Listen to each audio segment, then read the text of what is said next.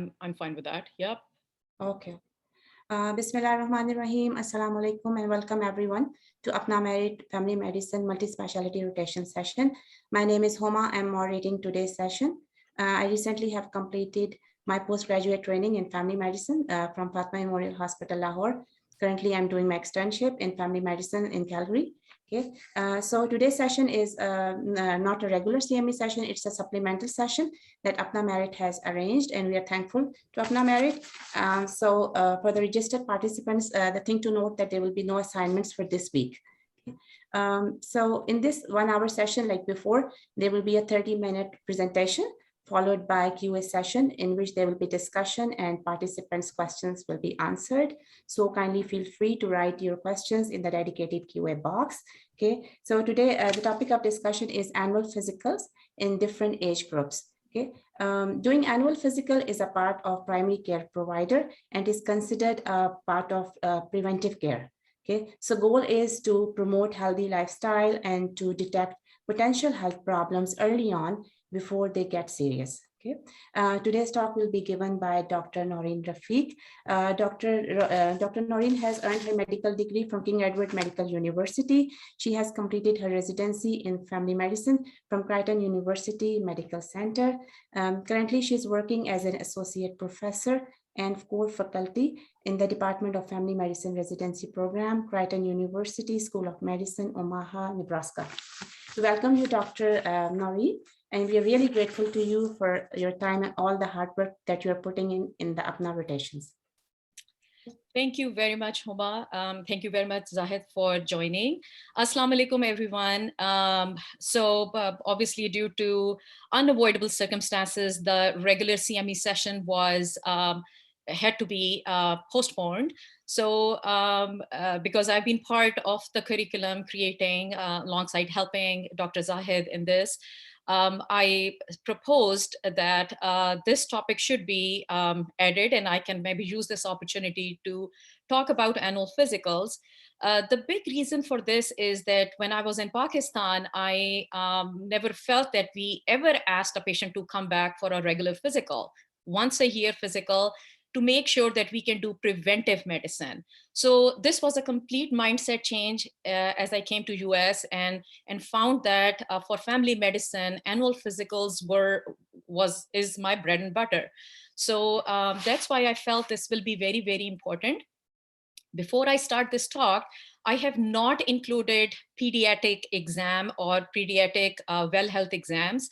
I have forwarded a booklet that we use. We keep it in our pockets all the time. And that booklet has from newborn exam until 18-year exam in it, what to ask, what to look into milestones and developmental milestones, and what kind of immunizations you need. So I'm going to skip that part because that's a talk by itself. I shared that book in the pediatric rotation. So all of you who have attended the pediatric rotation should have had that book. All those who have not attended the pediatric rotation, I have given it to Waleed, and he'll be more than happy to share it with all the attendees for this lecture. So I will start this annual physical starting age 12 and going all the way to geriatrics. I will point out some of the things that we use here in US. This lecture was basically created for US residents. But there is no change in care. It's just that some of the words that we use are basically for US. So I'll just let you know, but care will not be different. All right, starting with annual physicals. So first of all, most important thing is checklist. When you have patient who comes in and he's not here, or he or she is not here for any medical problem, what are you going to be checking for? So first of all, history, which history will obviously include past medical history, past surgical history, social history, alcohol, drugs, cigarette smoking, sexual history. So all the part of histories that we normally do has to be asked. If it's a new patient, if it's an old patient, then you probably know most of the stuff. You do a full physical exam that would include head to toe exam. That would include heart, lung, musculoskeletal, neurological exam, abdominal exam. So everything has to be done on an annual physical exam. Labs, we'll talk about labs in different age groups, but what is most important, why do we like to do labs? The reason for doing labs is to pick up if they are having any current problems they are not aware of, or we can prevent any future problems. So for example, you do a cholesterol check and you find the cholesterol is high. The patient didn't come to you and said, I think my cholesterol is high. You basically find it out. And that is a preventive lab that you will do to help take care of that. Counseling, super important. That's the big purpose. You know, what are they doing? Good sleep habits, exercise, what kind of food they are eating. So are they overweight? So there are different things that you can counsel them on. So counseling would be super important. That update any vaccination, which age group you are tackling with, and what kind of an vaccination they will be needing to keep them healthy is another important thing. And then you refill medications. If they are already on anything, you will get it refilled for 6 months or 1 year, depending on what you're refilling. All right, 12 to 18 here, it is super important that they do come for a well health exam once a year, but most of these kids will be involved in some kind of sports. And so I usually like to do sports physical under the umbrella of well health exam, well child exam. So if child is with you and, you know, parents bring in because the kiddo may need vaccinations or something like that, and you ask them if they are going to play any sports. So you basically help them out and make sure that you're not going to have a casualty while they are playing any sports. Here, there is a form. There may not be any in Pakistan, but what are the most important questions that you need to ask them if this is a kid who plays soccer, cricket, any of the sports? So first of all, history of asthma. They are short of breath. Do they have it? Do they know how to use inhalers? Do they have an asthma action plan if they do have asthma? So very important, you have a chance to go through that. Do they have a head injury or concussion? Has it ever happened that they had a hit on their head, they lost consciousness for a little bit and then regained it back? Two concussions, they're probably not, you will not suggest them to play any contact sports or anything strenuous.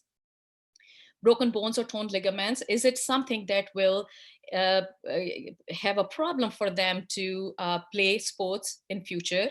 History of seizure disorder, obviously, if there had been something, are they well controlled? Do they need a neurology referral? Because you don't want them to be playing sports and have a seizure right in the middle of their game. In females, history of oligomenorrhea, when there are very enthusiastic players and they watch their diet like a hawk, they may not have periods. And so it is very important. And if they say that they had at least 3 periods in the last 12 months, you can be pretty sure that they'll be fine. Family history of seizures and family history of sudden cardiac death under the age of 50 years. Obviously, you want to rule out if there could be any chance that this kiddo could have a hypertrophic cardiomyopathy. What do you screen them for? They're 12 to 18, super important depression. I feel that this question is not asked much. It is super important for us to ask starting at the age of 12. Have you ever felt down, depressed, or hopeless? Do you feel you have enough interest in doing, have you lost any interest in doing things that you normally like to do? Do you feel safe at home? Sometimes these questions can be asked when mom and dad could be sitting there, or sometimes you can ask mom and dad, hey, I just need to ask them a few questions. Can you please step out of the room? So feeling safe at home, is there something going on in the house that is causing any kind of mental stress to this kid? Drugs, alcohol, smoking use, have you been offered? Have you tried once? Very, very important. You will be surprised to see how many kids have already tried at least a cigarette, or they have at least offered drugs and alcohol. So it's important that they need to feel this is their safe zone where they can actually talk about it. Performance enhancing medication use in a competitive, so I'm in a school team, so I really need to do well, and then they start using some of the medications that are not actually allowed. And so and then general questions, use of seat belts, wearing a helmet when you ride a bike, all of these things are super important. Workup 12 to 18, I'm guessing they're pretty healthy. I don't need to do anything unless you find that there is something that needs to be done. For example, you do a cardiac exam, heart exam, and you find that their heart rate is super slow, or you feel something's been going on, like they feel dizzy or near syncope and things like that, and you want to maybe do an EKG. Go ahead and do it. I have seen some people do it. If a concern in a female, you want to do maybe a CBC to make sure that there is not menorrhagia or things like that. And urine analysis, urine is a reflection of the kidneys. There is not much proteinuria and things like that. So you can do it. This is completely optional based on what you find in the history, and you can go ahead and do that. Immunizations, here, as I said, this is very, very US. 7th grade, they do recommend getting 3 vaccines for sure. One is tetanus booster, one is meningitis, and the third one is HPV vaccine. Again, to help them stay safe. Now, there is a different culture in Pakistan as compared to US, but I still feel that HPV vaccine is not about that you are recommending somebody is doing something right now. It is basically to keep them safe even after they get married. So meningitis, Gardasil, Tdap is what we recommend at 7th grade, and between 16 and 18 when they are getting ready to go to college, then you repeat the meningitis vaccine, and obviously you talk about flu shot yearly. Same physical exam completely: head, eyes, ear, nose, and throat, heart, lung, abdomen, musculoskeletal, skin, and back for scoliosis. Very important. You want to make sure that they are healthy as they go back to their schools and play sports. 19 and 39 years, I am thinking these patients are primarily pretty healthy, but there are certain things you will keep in mind to see that they stay healthy. Counseling, healthy lifestyle. You find obesity or you find a low BMI, either way, you will be counseling them, or diet and exercise, because that's when we feel that the basal metabolic rate slows down and patients start to experience things. Encourage dental and eye exams. Go at least once or every 6 months for dental exam, and once a year for eye exam, and make sure that they are all good. Counsel them on sleep. And with that, I actually would add screen time as well, because people are on screens late at night, and so their sleep gets disrupted. It's super important to talk about how are you sleeping? How many hours of sleep are you getting? Do you feel tired in the morning? All those kinds of sleep, and giving them good sleep hygiene. Safe sex, are you sexually active outside of your relationship and whatnot? So what are the important things that you have to talk about? Smoking, alcohol, drugs, depression. All of these things need to be part of counseling. I think we really need to take the bashful part out of the more you will make your questioning normalize, easier it will be to help your patients. If we're going to be shy about talking about safe sex or things like that, the patients will be super more shy in talking about this. So it is very important that you, as you are asking about dental and eye exam, as you are asking about sleep, as you're asking about smoking, alcohol, drugs, the same way you ask about safe sex habits. All right, blood pressure. Obviously, here, everybody gets blood pressure check for every single visit that they are here. If you look at the guidelines, they say at least once in 2 years, which is fine, but we highly, highly recommend that every single time they come in, they should get a blood pressure check, keeping the systolic less than 140 and diastolic less than 90. I think that would be your biggest thing to do. Urine analysis and BMP in case you, again, very optional. That's why I wrote in red.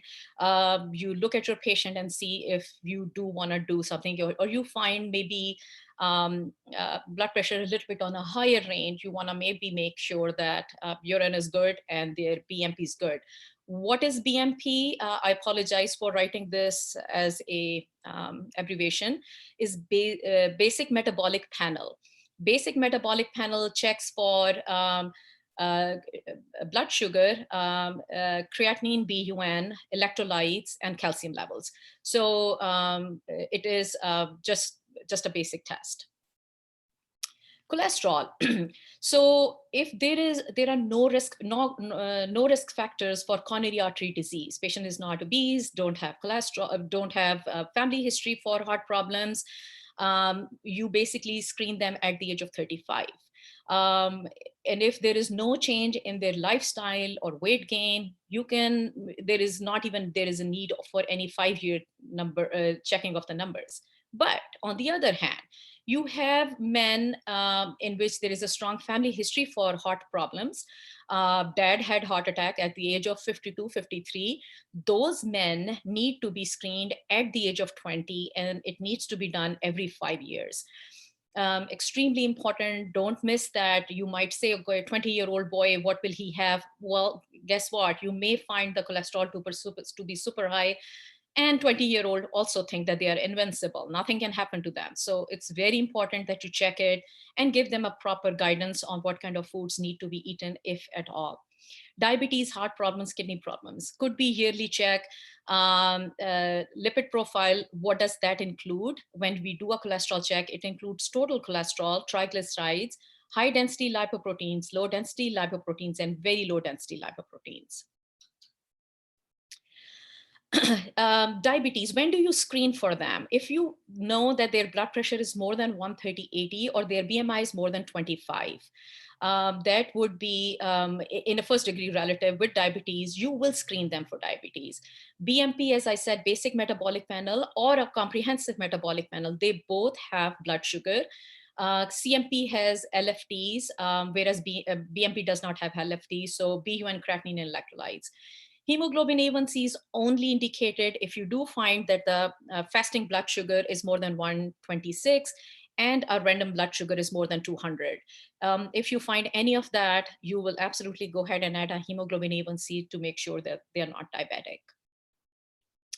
For females, menstrual history, regular, irregular, excessive bleeding, painful bleeding, CBC can be added if you need to.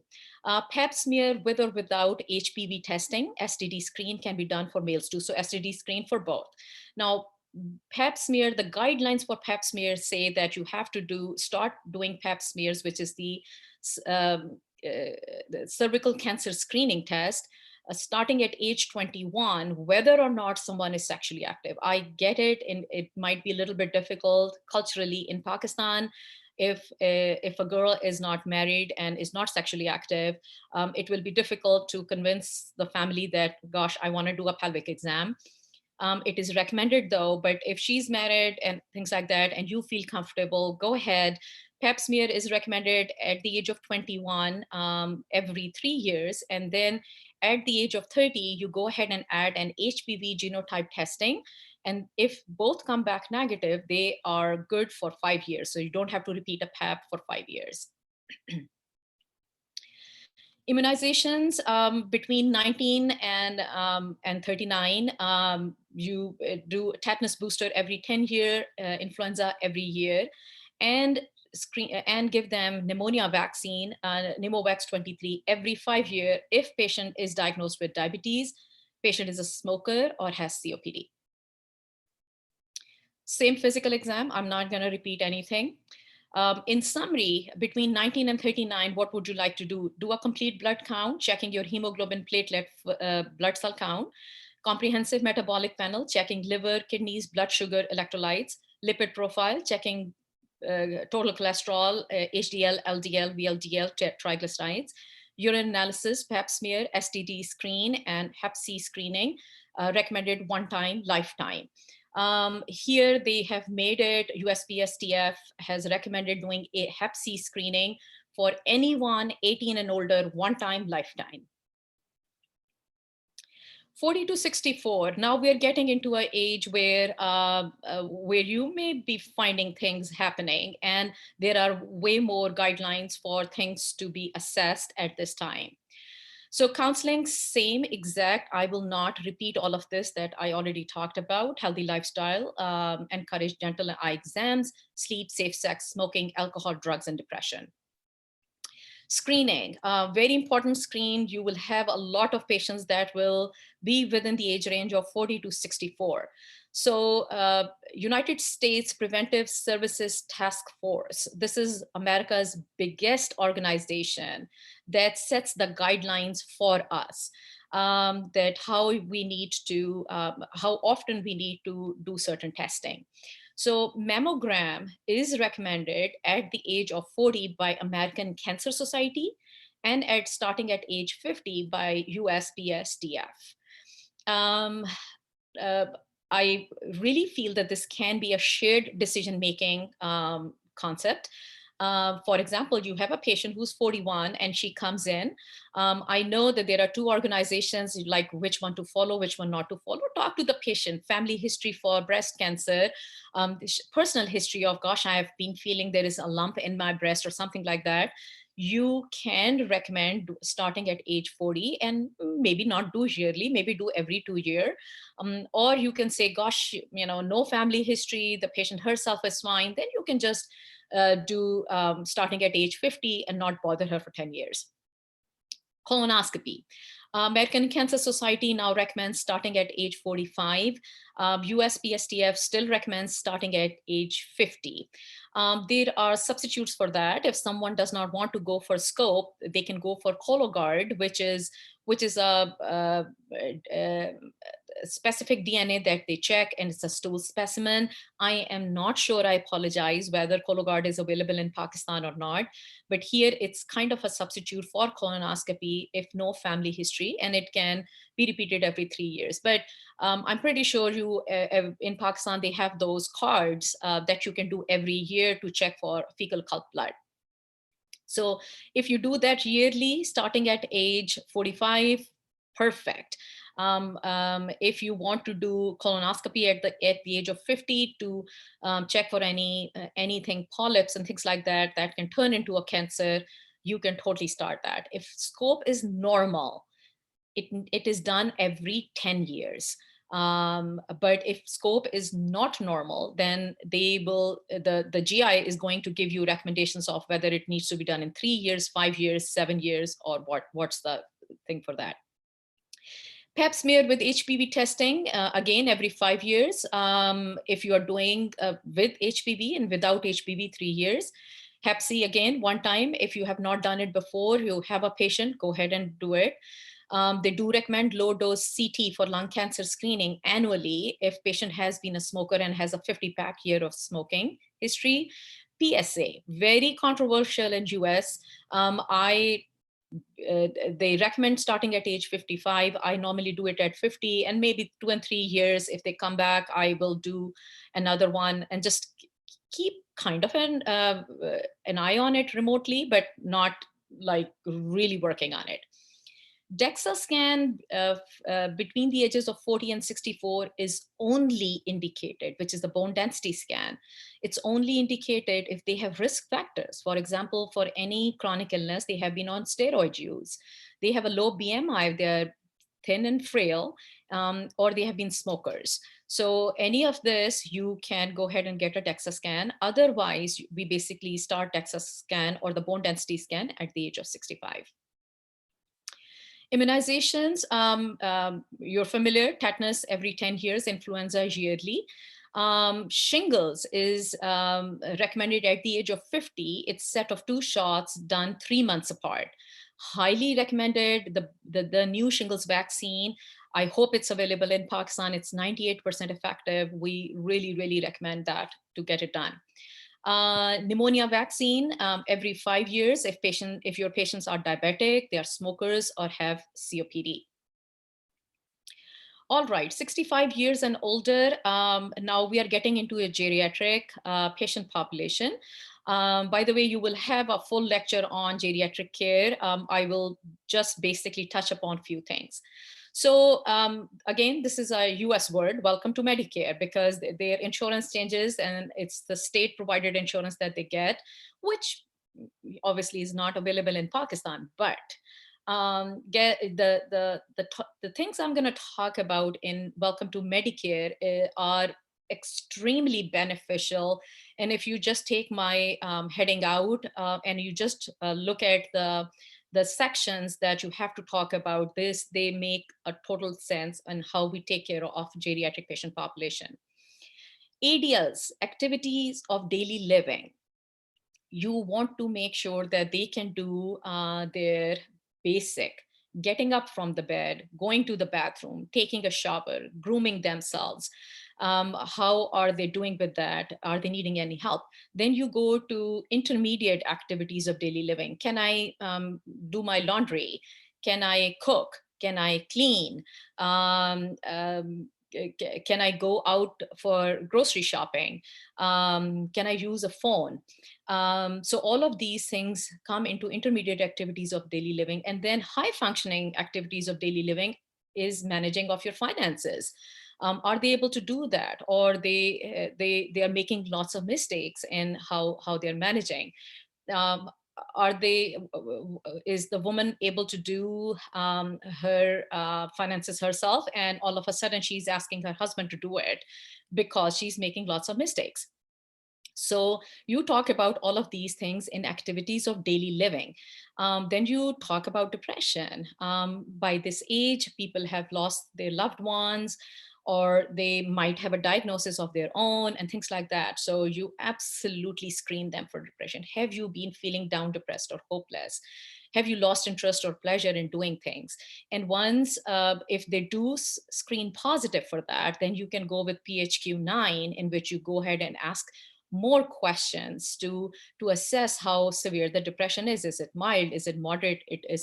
Or is it severe? Do they need medication? Do they need to be sent to a therapist? What needs to be done at this? Or you say there is clinically no depression. The patient is going through grief or sadness because of such and such thing happened. Falls screen. Patient has osteoarthritis and has been falling. Have they had 2 or more falls in the previous 1 year? Do they feel dizzy or unsteady when they walk? So you may not have a lot of positives at the age of 65, but you will have tons of positives at the age of 80 plus, that they say, I have had fall here and there and things like that. Memory evaluation with mini cog on mini mental status exam.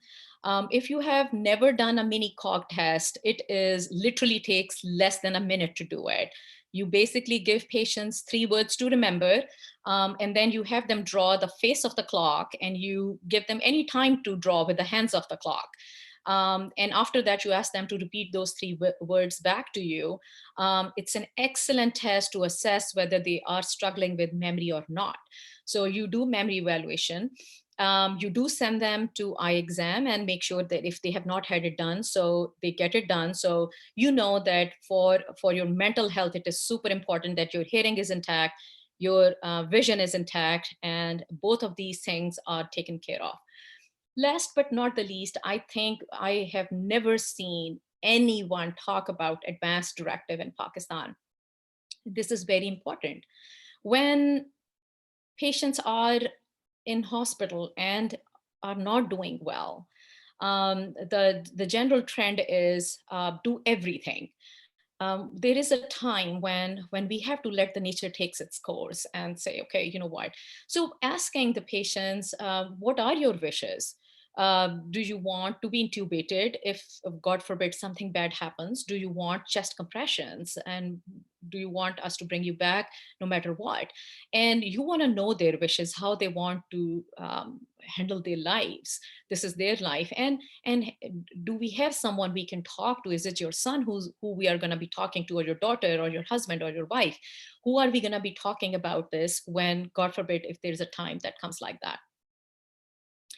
The workup may not be very different, but obviously it is important that now we we will be checking CBC, we will be doing a CMP, we will be checking cholesterol, urine analysis, PSA annual, you feel your patients need 65 and older, STD screens if there is a concern, Dexa scan, you repeat every 2 to 3 years if you find osteoporosis, or if you do not find osteoporosis, then forget about it for 15 years, 1-5, that means 80.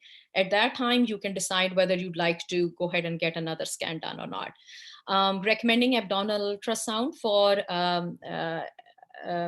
abdominal aortic aneurysm if someone is a smoker, one time. Recommend it at the age of 65 to get it done. And if it comes back normal, you don't have to repeat it. Mammogram, we talked about it, starting at 40 or 50 every 2 years. You stop at 75 years, but there are people who are super active even after 75. And if that's the case, you may continue to do it if you feel no.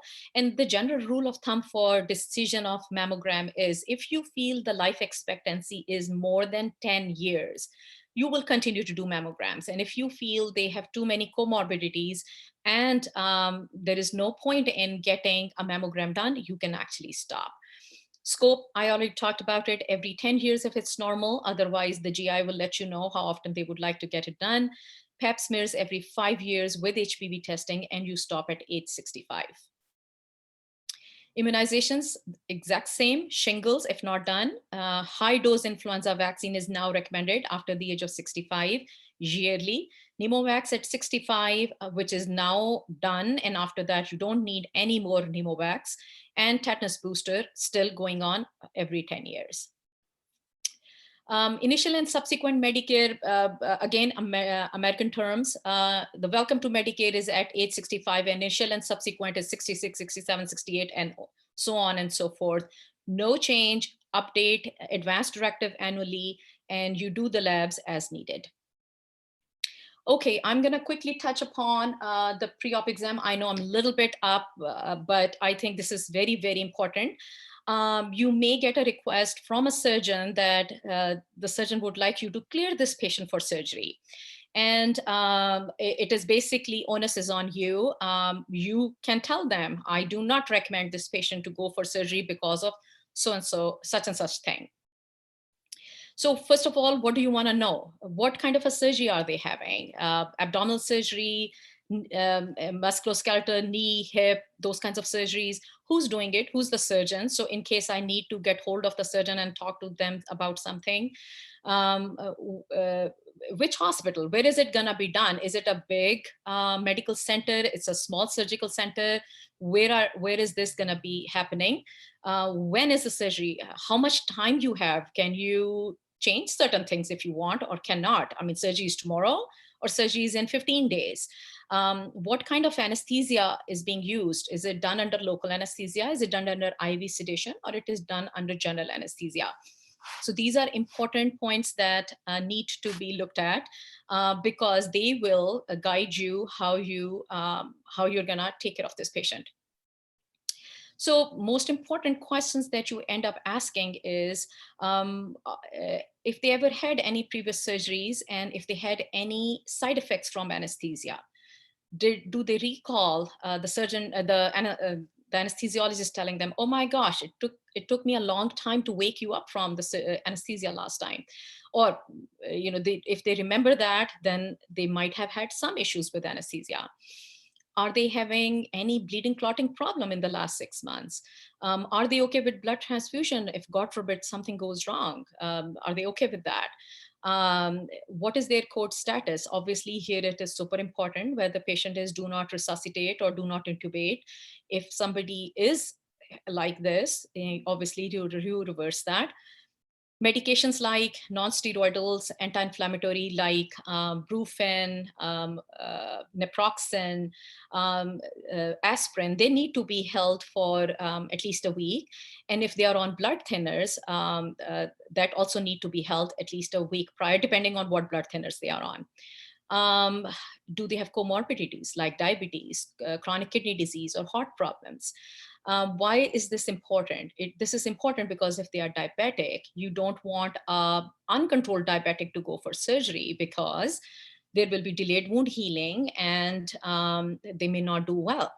Heart problems, you don't want them to have a heart attack while on the surgical table. So you want to make sure you may go ahead and end up doing an EKG and making sure that their heart condition is stable before you send them for or clear them for pre-op. Workup will depend based on what kind of a surgery they are having. Is it a major surgery or a minor surgery? What is a minor surgery? Minor surgery is something that's done under local, like a cataract removal. You basically don't need any big workup for that. Major surgery will be any that requires either knee replacement or abdominal surgery. That will be considered a major surgery. And for that, the standard is you do a complete blood count. You want to make sure they're not anemic before they go for surgery. Comprehensive metabolic panels, you check their liver, kidneys, blood sugar, electrolytes. You want to make sure that's all good. Urine analysis, you don't want them to have a UTI before they go for surgery, because if there is any UTI, you can quickly treat it, and any UTI can easily turn into urosepsis if they are under anesthesia, because that's a very vulnerable state. EKG is recommended if they are more than 50 years old and have not had an EKG done in the last 1 year. Think of it as a screening lab, because if EKG does show something, left bundle branch block or a Q wave and 2-3 AVF, you know that something had happened in the past. You do want to send them to maybe cardiology at that time and kind of see what's going on. Chest X-ray if smoker. I highly recommend all patients, unless it's a surgery that's been decided, okay, come back in 1 week. I would like them to come back to have the pre-op done at least a month in advance. And if they're smokers, I'll put them on nicotine patch and make sure that, you know, they kind of stop smoking and have a better outcome for their surgeries. What instructions are you going to give them? Review the medication list and hold any NSAIDs, as I already talked about, multivitamins for 7 days prior to surgery. Decision to hold the blood thinner is based on what kind of blood thinner and the medical condition it's taken for.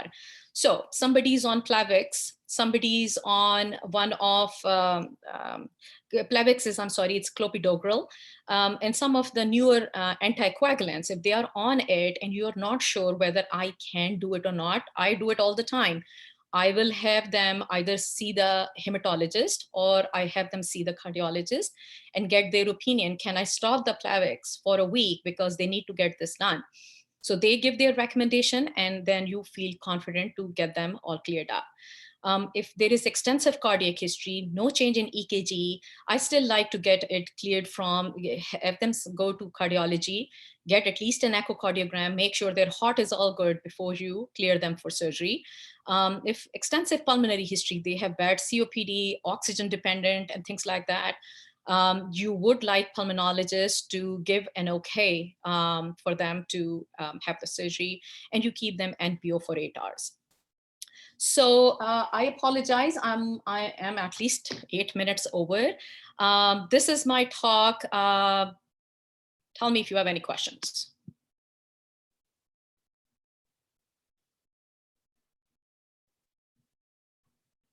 Yeah, thank you so much, Dr. Naureen, for such a fantastic presentation.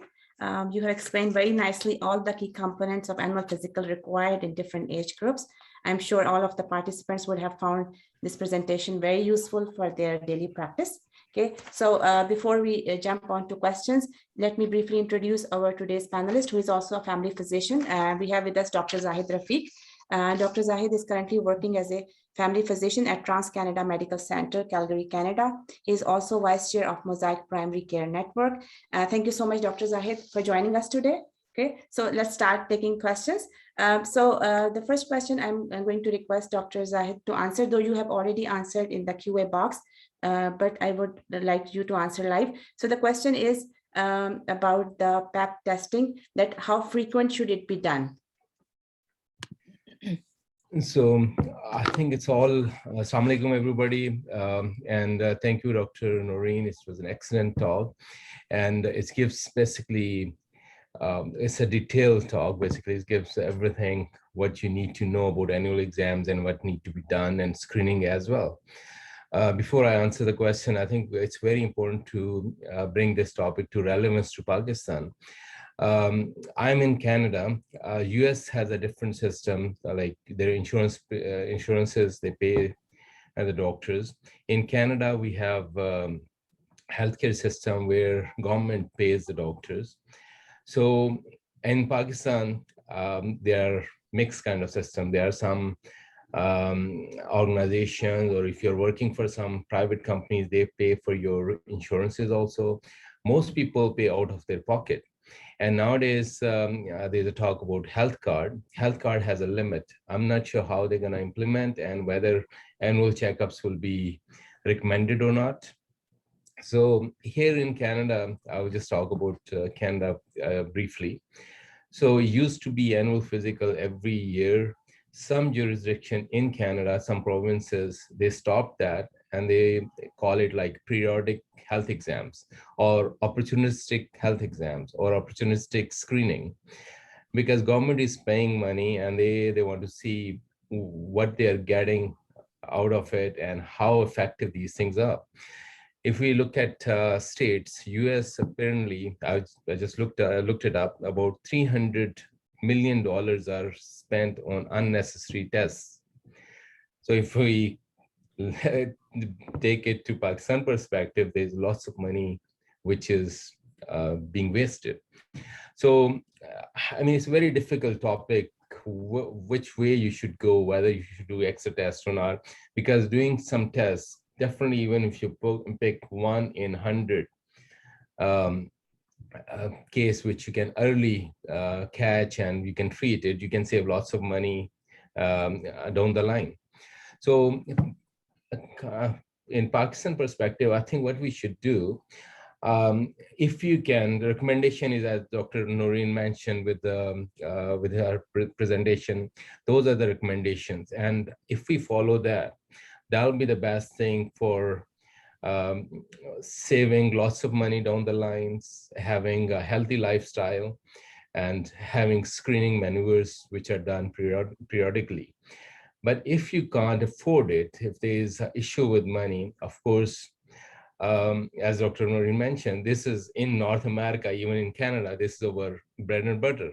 We have to call patients for their annual physical. Of course, we charge them, but somebody is paying for that. In Pakistan, if we can't afford, or patient can't afford it, I think we should, being family doctors, we have a responsibility to look after our panels or look after our patients, whichever way. Of course, money is very important. If we can, from health card, or we can pressurize our, say, politicians or health department, if they can do it mandatory, not every year, can be every few years, that'll be quite helpful. So whatever the system right now is, if we can do at least opportunistic screening, whenever patient is there, checking blood pressure or giving them blood pressure medication or checking their sugar medications, one can ask certain questions which can fit into annual screening. So I think that'll be the very important thing. So going back to the question about Pap smears, we used to, in Canada, we used to do annually Pap smears were recommended, but for the last 4 to 5 years, it has changed. So it has been found that there is no benefit to do regular or every year Pap tests. So it's recommended now every 3 years, and starting at age 25. It used to be earlier. So again, saving money, and of course, best thing is every 3 years. And of course, if you have previous abnormal Pap tests, then it can be frequently done, which is every year. And if you have abnormal Pap tests in the, suppose you have done today, the recommendation is do it every 6 months for 2 years till it becomes negative, or if it changes to instead of LISL, it's a high grade, then you have to send it for colposcopy and further on. Thank you. Thank you so much, Dr. Zahid. Okay, so the next question I'm going to request Dr. Naureen to answer. So the question is about HPV vaccine. First, the question is about the availability in Pakistan. And then the question is till what age HPV vaccine can be given? What are the recommendations in both males and females? Okay, so excellent question. I don't know the answer to the first question. I'm hoping that Gardasil will be available, but I will be happy to find out more about from my colleagues in Pakistan and see if it is at all available or not. I'm sure it should be. Number two, it is recommended starting age 9 in females. In boys, they recommend starting around 11 or 12. And then in females, all the way up to age 45 is the recommendation, and in males up to 26. So if you're doing it before the age of 15 years, it's set of 2 shots that is given 6 months to 1 year apart. And if they have reached age 15, you are seeing somebody at the age of 16, then it's set of 3 shots given 0, 2, and 6 months. So a little difference in the age range, but under 15, it's set of 2 shots. Okay, perfect. Thank you so much. As far as I know, it's available in Pakistan, but with limited availability. Okay. Yeah. Okay, so the next question I'm going to request Dr. Zahid to answer. So I not fully understand the question, but as far as I understand it, they're asking about the 3 important indications for the colonoscopy. Okay. So colonoscopy, as mentioned by Dr. Naureen, as a screening test. Yes. We in Canada do it start at age 50 till age 74. In Pakistan's perspective, fit test again, it need to be done. It's very important. Like important thing will be, I would say, if there's a family history of colorectal cancer, that's we're talking about only cancer. If there are other issues like people are having chronic diarrhea, you have parectal bleed, we might consider, okay, it's a hemorrhoid, but need to be investigated further with sigmoidoscopy or colonoscopy, where the bleed is coming from. So there have been cases, so many cases, even in North America, family physicians saying that, okay, it's hemorrhoids, don't do anything, and it ends up colorectal cancer. So any PR bleeding should be investigated. As a screening part, it should be done. Thirdly, I would say if there is family history that need to be done, or even earlier than age 50. It depends on the family history. If there's a strong family history, that means your siblings or your parents, they have colorectal cancer, then you start 10 years prior to their diagnosis for screening. Any weight loss need to be investigated. That's again part of the workup for colonoscopy. I hope I answered Dr. Naureen. If you want to add something. Yeah, I think you answered it perfectly. Colonoscopy is a screening test, but it can become diagnostic if someone is having problems, which can be rectal bleed, as he said, which can be a diarrhea. I wouldn't say chronic diarrhea, but I would say it's change in bowel habits. Somebody started having diarrhea in the last 1 month or became more constipated in the last 1 month and never had this problem before. So any change in bowel habits, not just diarrhea, will probably warrant them to get a colonoscopy done. And as he rightly said, if there is a first degree relative, mom, dad, brother, sister who has been diagnosed, let's see if they got diagnosed at the age of 52, you do it start at age 42. So yes, this is basically a screening test, but can be done as a diagnostic as well, which was your question. Thank you so much, Dr. Zahid and Dr. Naureen. So the next question I'm going to request Dr. Naureen to answer. It's again about the vaccine. So the question is about the tetanus toxoid vaccine. Here in Pakistan, in every pregnancy, they give at 28 weeks and then at 32 weeks. So the question is, if a pregnant lady had received the vaccine 2 years ago, and does she still will need it? I mean. Excellent question. Excellent question. If someone is pregnant every year, they need a tetanus vaccine after 20 weeks of gestation. Why 28 weeks is because they feel that there are 12 weeks left for the delivery. So by the time the mom ends up delivering the baby, it's gonna give the baby maximum protection. So and 28-week visit is usually the biggest visit for prenatal care. So at that time, we usually choose to do the Tdap, but it can be done at after 20 weeks of gestation anytime. My second question that I really want to clarify in this case scenario is, you have a pregnant lady who is 10 weeks pregnant and she steps on a dirty nail. She has never had tetanus, or her last tetanus, let's see, is 10 years ago. And you're like, oh my gosh, she's pregnant. I'm supposed to do it at 20 weeks. She's 10 weeks. What do I do? You do the tetanus vaccine. She is still going to get benefit out of it. And then you do not have to repeat it after 20 weeks gestation. So if the mom needs it earlier in pregnancy, you still go ahead and do it, and you do not repeat after 20 weeks. But if mom does not need before 20 weeks, then after 20 weeks, anytime. Thank you so much, Dr. Naureen. So Dr. Zahid, can I request you to answer the next question? It's about the role of Dexa scan in osteoporosis. So the question is it for the diagnosis or for the prognosis?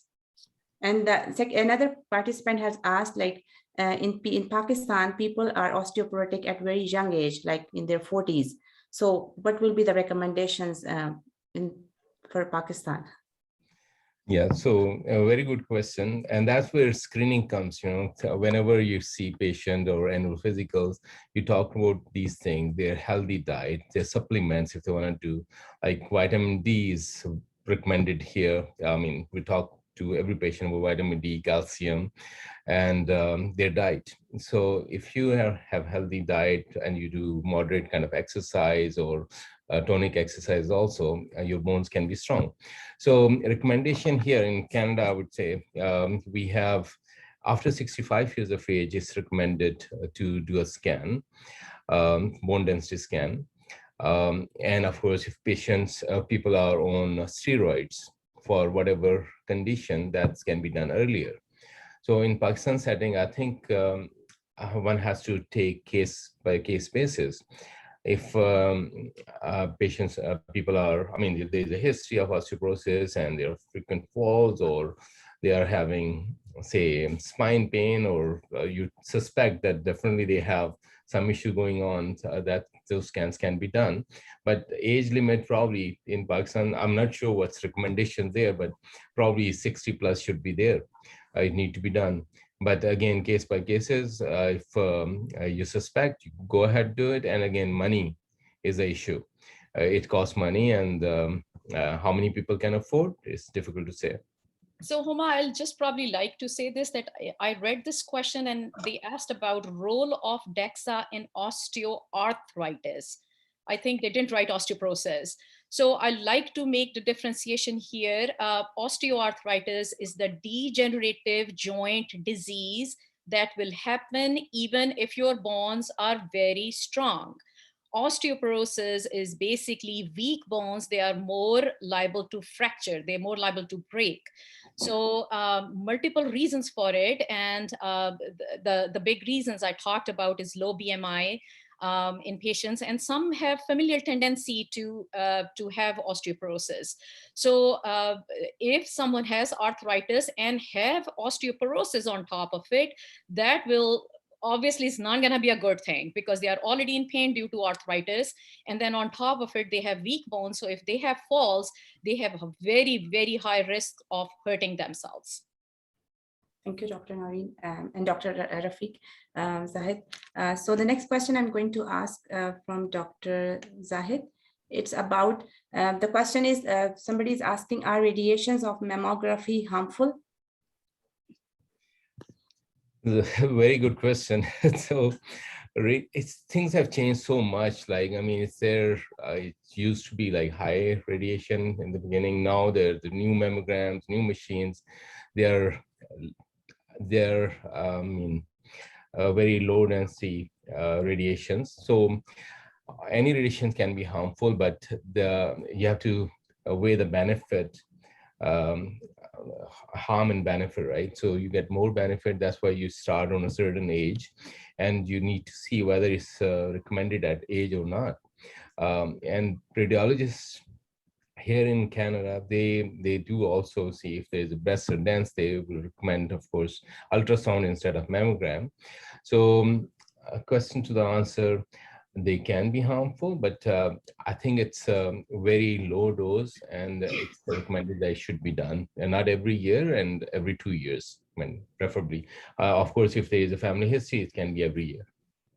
I would just say this, that whole of this talk is basically what kind of preventive tests that can be offered at a certain age. So as Dr. Zahid has said, you will work in different circumstances. Do I do this by book for every single patient? Answer is no. Most of it is a shared decision making. You talk to the patient. This is your patient. You want to keep this patient healthy. So you decide what needs to be done, obviously keeping in your view their health and keeping in view their economic status. They can afford, can't afford. Well, if we do one, we have a baseline. It's all normal. I'm not going to bug you for another 5-6 years and kind of go back, and then maybe we can talk again. I'll still see you every year, and then we can make sure things are still okay. There is no change in family history. There is no change in personal history. So I see a lot of comments in chat as well as in question answers. What is the relevance to Pakistan? The relevance of this to Pakistan is you need to be aware of what can be done at a certain age. Then you work with your patient, and then you decide what. So not knowing what I need to do when they come in at 35 and their dad was diagnosed with heart problem at the age of 51, what do I need to do with this patient? So that is very, very important, knowing that I can actually keep this patient from getting a heart attack at the age of 45 by screening this patient for all of these things. So it is very important that you know, and then you make a decision based on your shared decision making and letting the patient know, this is why I'm doing this, because this can keep you safe this way. Does that make sense? Right. That sums it up, basically. That's good. Yeah. Can I request Dr. Zahid to answer the next question? So the question is about the difference between Prevnar 13 and Pneumovax. And the question is, who should get it? Excellent question. Again, it's money. Comes down to money. So I will tell you about Canada. Canada, Pneumovax is free after a certain age. Prevnar 13 is you have to buy, you have to pay for it. I'm not sure in Pakistan it's available or not.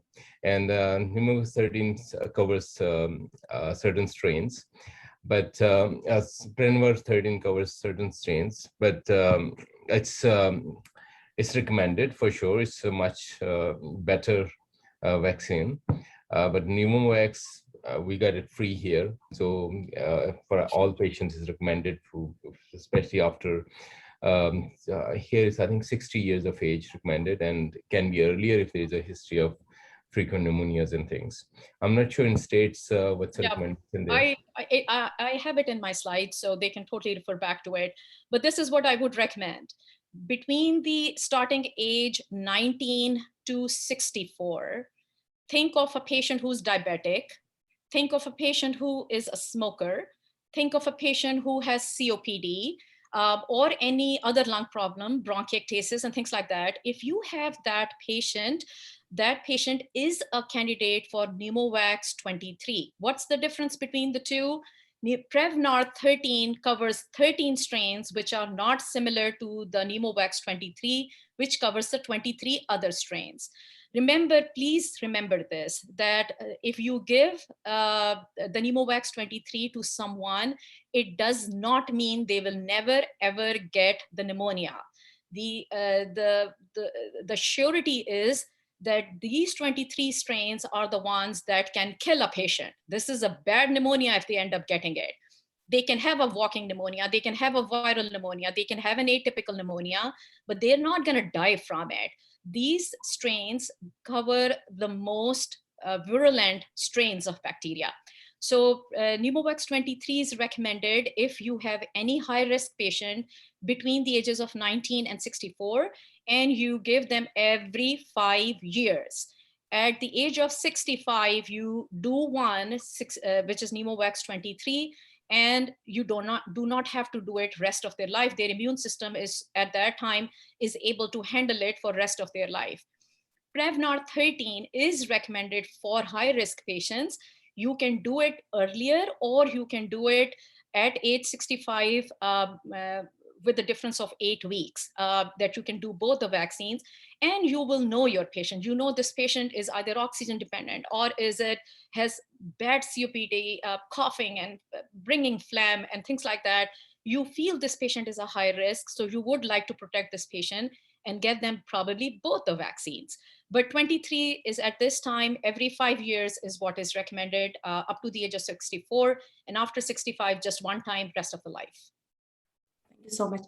So the next question I'm requesting Dr. Naureen to answer. So this is again about the tetanus toxoid vaccine. So they're giving a scenario that if a patient presents to ER with road traffic accident and mild bruises, so normally in Pakistan, they prescribe tetanus toxoid 1 dose.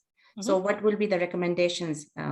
Which is completely fine. That's probably what they gave was immunoglobulin. And if they have not been vaccinated, then they can actually get a full Tdap vaccine.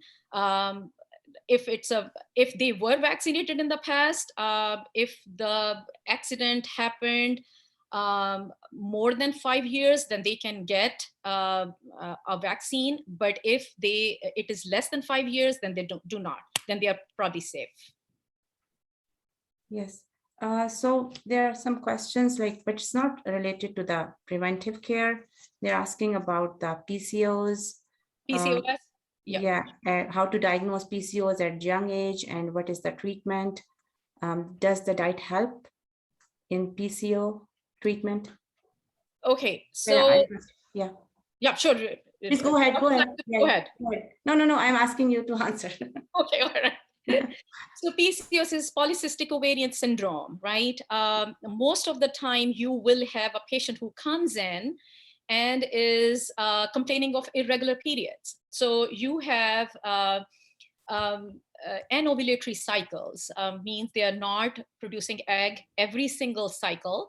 So they come in with irregular periods. So young females, they may come in and then they can have irregular cycles. Now, you have to remember that between the ages of 13, where most of the girls have their menarche, to the age of 18 and 19, their hypothalamic pituitary ovarian axis is not developed yet. So it's super easy for them to skip months and have irregular cycles.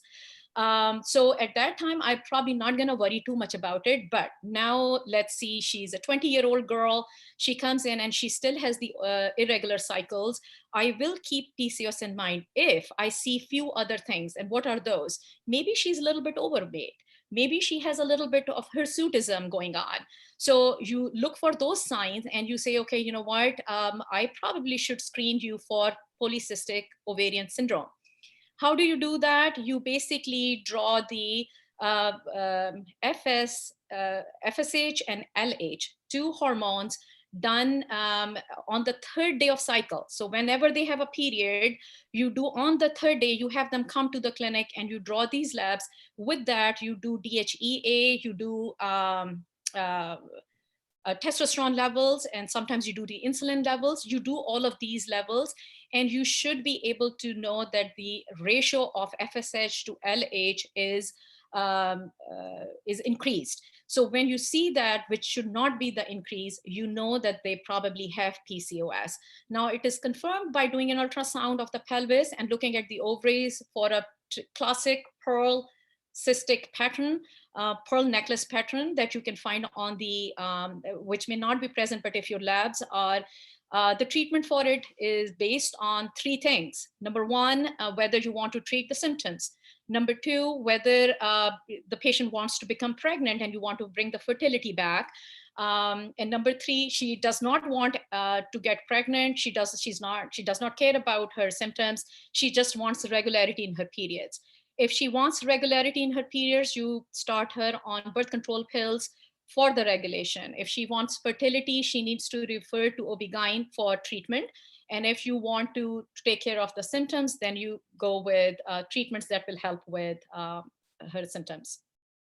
Thank you so much, Dr. Naureen and Dr. Zahid. So I think our time is up too. So we are concluding our today's session. Thank you everyone for joining us, especially Dr. Naureen and Dr. Zahid for their valuable time. We really appreciate your efforts for APPNA merit rotations. Okay, so I hope everyone would have enjoyed the session and found it very useful and informative. Inshallah, we'll meet next Saturday. Take care, everyone. Allah Hafiz. Thank you. Allah Hafiz. Thank you. Sir, may computer